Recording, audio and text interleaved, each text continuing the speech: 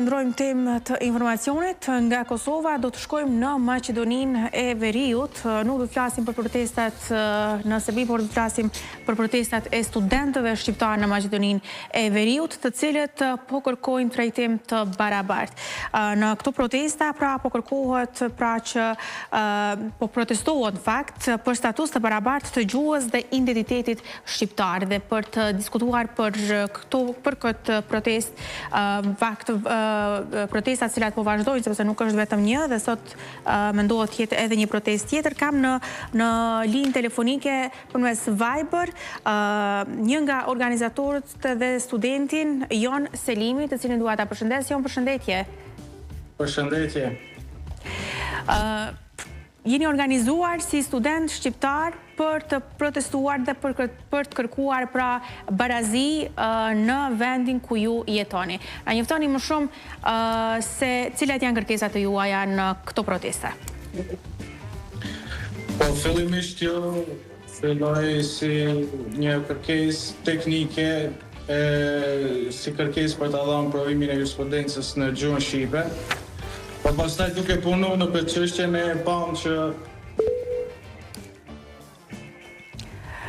kemi një problem të vogël teknik dhe që besoj do ta rregullojmë shumë shpejt. Do ta kemi në linjë telefonike Jon Selimin, student dhe organizator i protestave që po mbahen në Maqedoninë e Veriut. Pikërisht pra po kërkohet që të ketë një status të barabartë të gjuhës dhe identitetit shqiptar. Jonin e kam sërish në linjë. Jon, po? Po më falni se u ndërprej lidhja diçka. Pa problem. Atëherë mbetëm tek zanafilla e këtij organizimi, kërkesave tuaja. Po, kjo çështje filloi te provimi i jurisprudencës. Pra provimi i jurisprudencës mund të them lirisht që ishte një shkëndi e gjithë kësaj që po ndodh tash. Herën e parë protestuam si student të juridikut për provimin e jurisprudencës ta mbajmë në gjuhë shqipe. Tani po protestojmë për zbatim të plotë të ligjit për përdorim të gjuhëve.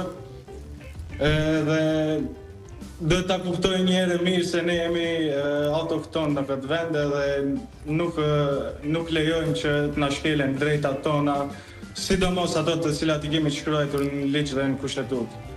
Jon, cilat janë ato të drejta në fakt që nuk respektohen, cilat janë ato diskriminime që ju si student ballafaqoheni çdo ditë gjatë kryerjes së studimeve tuaja? Ne tash unë do flas për vete se jam student i juridikut. Unë studioj 4 vjet, 4 vite studioj drejtësi në gjuhën shqipe dhe kur vjen momenti më i rëndësishëm, pra kur duhet të më vendohet vula që të bëhem jurist, pra ta jap provimin e jurisprudencës. Kemi prap një shkëputje që do ta rregullojmë shumë shpejt. Po Joni, po të dëgjojmë, mund vazhdosh aty ku ele, pa të lashe, mund vazhdosh aty ku ele, jemi drejt për drejt dhe gjërat e tilla mund të ndodhin. Unë do flas për vete për provimin e jurisprudencës, se jam student juridikut dhe aty më djeg. Pra unë studioj 4 vite shqip, provimet i jap shqip, temat i bëj shqip, librat i lexoj shqip dhe ajo terminologjia juridike është terminologji goxha e vështirë për ta mësuar. Tash momentin më të rëndësishëm të një juristi, pra kur më duhet ajo vula për ta dëshmu atë kapacitetin tim si jurist, unë duhet ta jap provimin në gjuhë maqedone. Pikërisht këtu pra qëndron diskriminimi te studentët e juridikut. Po pastaj ne kemi provime edhe për përmbarues, edhe për gjykat, prokuror, avokat, të cilët gjithashtu i japin në gjuhë maqedone. Ju është dhënë ndonjëherë për vete për këtë dal protestoj. Ju është dhënë ndonjëherë ndonjë arsyetim se pse ndodh kjo? Nuk ka ndonjë arsyetim konkret. Nuk mund të ketë arsyetim konkret sepse ligji e shkruan. Është i shkruar, pra gjuha shqipe është zyrtare. Edhe shembull, te ligji shkruajnë edhe komisionet. Komisionet janë pjesë e ligjit, pra për të dhënë provimi jurisprudencës duhet formohet komision. E tash komisioni sipas ligjit detyrohet ta na mundsoj neve provimin e jurisprudencës gjuhën shqipe. Ata pra e gjitha është mungesa e zbatimit. Do me thënë gjithçka është mungesa e zbatimit sepse është rregulluar mjaft mirë me ligj. Po joni në këto protesta mund të na njoftoni pak më shumë si keni menduar të vazhdoni, do të insistoni me protesta të tilla deri në realizimin e kërkesave tuaja, janë bashkuar edhe student nga dek të tjera në këto protesta, si po funksionojnë? Janë bashkuar student nga gjitha drejtimet. Pra, po them, kjo kauzë u bë e gjitha më për zbatim plot gjuhës shqipe dhe aty do të qëndrojmë stej. Ajo është. Cilat janë planët e tutje? Do të vazhdoni me protesta? Planet e janë, po të shohim njerëz se do shkojë kjo protestë. Ne shpresojmë që do ketë, nuk do hasim më në vesh shurdhër si kemi hasë më parë. Besoj se mesazhin do e marrin ata albanofobët, edhe protesta do të mbahet sot, Joni? Do të jetë sot apo Urdhoni? Protesta do të mbahet, do të vazhdoj sot? Po, sot nga sa ora do të jetë? Nga 4:30 përpara orës Zgurit në Shkup. Do marshojmë drejt Ministrisë Drejtësisë dhe aty do protestojmë. Aty të protestoni deri, jeni të vendosur që nuk do të ndaleni deri në trajtim të barabartë dhe pa këto diskriminime. Ashtu. Derisa të fitojnë ato drejta që veç se i kemi fituar apo do të zbatohen. Deri të zbatohen fakt ato të drejta. Jon, faleminderit shumë për këtë inkuadrim të drejt për drejt. Ju dëshiroj shumë suksese dhe uroj që zëri juaj të dëgjohet dhe që ligji me të vërtet të respektohet, jo vetëm të figuroj. Faleminderit. Faleminderit shumë, kënaqësia ishte imja. Do të vazhdojmë të qëndrojmë në Maqedoninë e Veriut dhe të flasim pra pikërisht për diskriminimin që ju bëhet her pas here shqiptarëve të cilët jetojnë në Maqedoninë e Veriut. Do të vazhdojmë tani të flasim me juristin Eren Aliu, të cilin e kam në linjë telefonike. Eren, përshëndetje.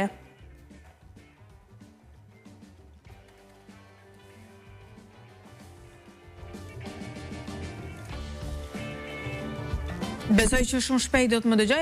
Eren, po më dëgjon? Përshëndetje. Përshëndetje, po ju dëgjoj. Faleminderit për ftesën. Protestat po vazhdojnë nga studentët në Maqedoninë e Veriut, janë përpos studentëve të juridikut, pra janë bashkuar edhe student nga dek të tjera. Qëllimi është pra respektimi i ligjit, pra dhe gjuha shqipe të njihet të trajtohet barabartë. Gjithçka filloi nga provimi i jurisprudencës. Besoj që keni një përvojë personale edhe ju vetë si jurist që do doja ta ndanit me ne. Atëherë, faleminderit për ftesën dhe ju falenderoj sinqerisht për këtë mobilizim dhe solidarizim me çështjet tona si student të Republikës së Maqedonisë së Veriut e sigurisht ato të shqiptarëve. Për neve si student që jemi sistematikisht të diskriminuar nga ky shtet dhe sigurisht nga ky sistem me të cilët është perfeksionuar me ligje, mirë po asnjëherë në zbatimin e saj, këtu neve ngecemi dhe hasemi me problematika shumë serioze. Unë si student i drejtësisë nuk kam pasur mundësi që të jap provimin e jurisprudencës sigurisht në gjuhën maqedone, jo nga fakti që neve nuk e respektojmë këtë gjuhë dhe nuk dëshirojmë të jemi pjesë e sistemit shtetëror apo në thonjza që neve na quajnë parametrat e integrimit, por sepse profesionalisht nuk jemi më të përgatitur për atë gjuhë që neve të vazhdojmë me ecurinë tonë profesionale. Nga që akreditimi i universiteteve tona në gjuhën shqipe, e sidomos departamentet e drejtësisë, nënkuptojnë që neve kemi të drejtën ligjore, kushtetueshmërisë, ligjshmërisë dhe po ashtu i kemi edhe me lek specialis të rregulluar që nuk na e mohon një gjë të tillë që provimi i jurisprudencës të mbahet në gjuhën shqipe.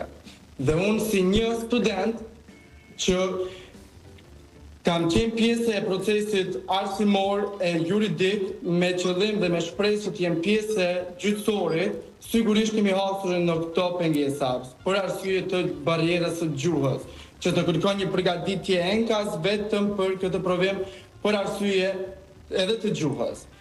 Pra, zëri i studentëve është mbledhur sot dhe solidarizimi, është shumë i qartë që studentët i thanë mjaft më pa drejtësive, mjaft studiuam për drejtësi, tani duam institucione funksionale, institucione të cilët ndërtojnë moralin dhe ndërtojnë të drejtën dhe dinjitetin dhe respektojnë shqiptarin.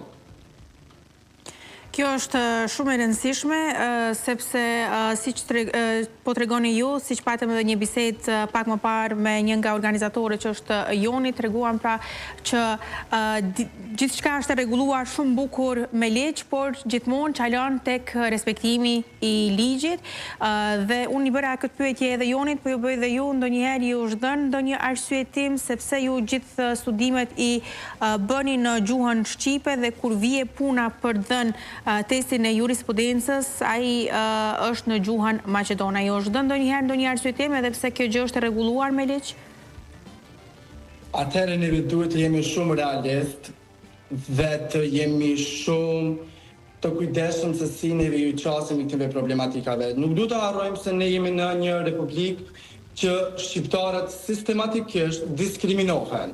Qoftë për shpërndarjen e mundësive në arsim, qoftë për shpërndarjen e mundësive në të gjitha sferat dhe fushat dhe edhe departamentet që çdo qytetar duhet të shijojë, këtu në Republikën e Maqedonisë shqiptarët çalojnë ngecën. Për çfarë arsye? Janë arsyet krejtësisht politike. I kemi palën maqedonase me të cilën nuk dëshiron, e sidomos qeveria e fundit, që ka një tendencë autokrate që nuk dëshiron dhe nuk i ka përfundli as pak shqiptarët. Dhe kjo nënkupton që në mënyrë sistematike nuk ka qenë asnjëherë ideja e promovuar se do të vijë kohë që të zbatohet ky ligj, që të zbatohen këto të drejta dhe shqiptarët jenë të barabartë në këtë shtet. Por të qenë më i qartë edhe për audiencën e Kosovës, dhe jam shumë falendërues që kemi një solidarizim edhe nga Shqipëria dhe nga Kosova, sidomos nga institucionet dhe pashtu nga figura publike zyrtare, që kjo nismë të jetë shumë e marrur seriozisht dhe të presim hapa dhe rezultate konkrete. Nuk kemi shpjegime, sigurisht që jo. Janë thjesht të ditura sepse ndër vite. Nuk e di sa do të jetë e drejta thuan, po nuk është që ka një afirmim shumë të lartë dhe ka një predispozit që ata në mënyrë të vullnetshme të na lejojnë zbatimin e gjuhës shqipe. Po e kuptoj. Pra kemi të bëjmë drejt për drejt me një koncept nacionalist prej qeverisë së fundit. Prisni pra që ky organizim, këto protesta të cilat duken mjaft insistuese, do të japin rezultat, do të dëgjohen, do të kemi pra një trajtim të barabartë të gjuhës, pra rrjedhimisht respektim të atyre ligjeve pra që veç se janë.